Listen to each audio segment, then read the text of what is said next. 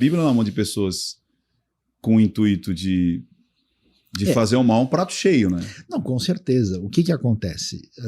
Ô, Jana, você viu um café para mim? Você quer mais um, seu? Mas pequeno, expresso menor, né? Expresso menor. Mas o lance é o seguinte, a Bíblia, ela é uma referência literária, religiosa e organizadora da cultura. E como você disse, o texto é gigante, né?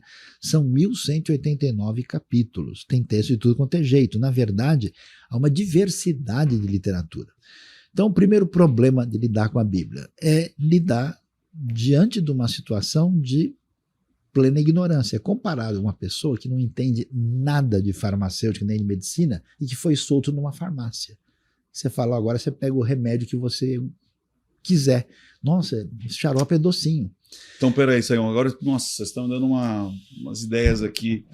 Ou seja, por isso que sempre teve os sacerdotes, os que vieram antes, aqueles que, até acho que na necessidade de passar pela oralidade, a necessidade de começar a escrever, porque vai saber se isso aqui não vai se misturar com, sei lá, com alguma situação ali que eu acho que tem que ser.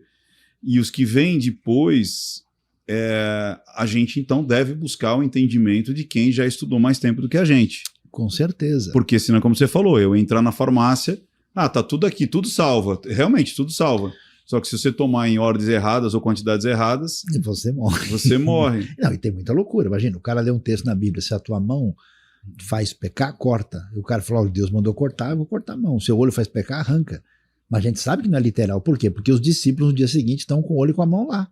Então é lógico que ele não foi literal. Aquilo é uma maneira de dizer qual o nível de renúncia que ele deve ter de maneira metafórica em relação ao seu compromisso com o reino de Deus. E é melhor você cortar, é melhor. É doído quanto. É doído você quanto. negar o seu ego e colocar Deus no seu lugar é equivalente a você fazer um exercício dessa. A esse sacrifício nesse nível mas aí. Lógico que não é literal.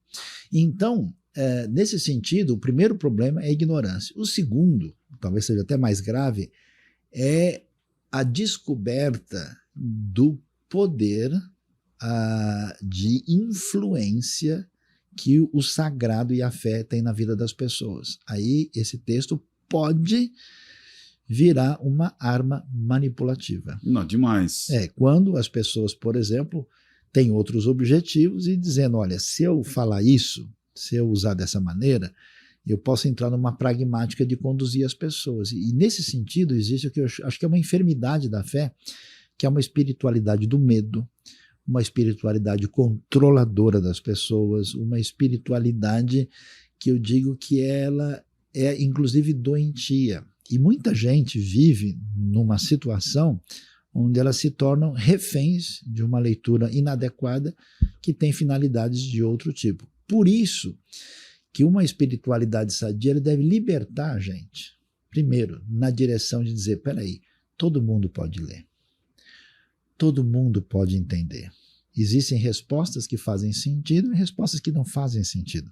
E se a gente puder assim olhar, né, eu acho fenomenal Jesus, quando discutia com os religiosos do seu tempo, que eram uns caras complicados, ele disse para eles, olha, se vocês tivessem entendido o que é misericórdia, vocês nunca teriam feito as coisas que vocês fizeram.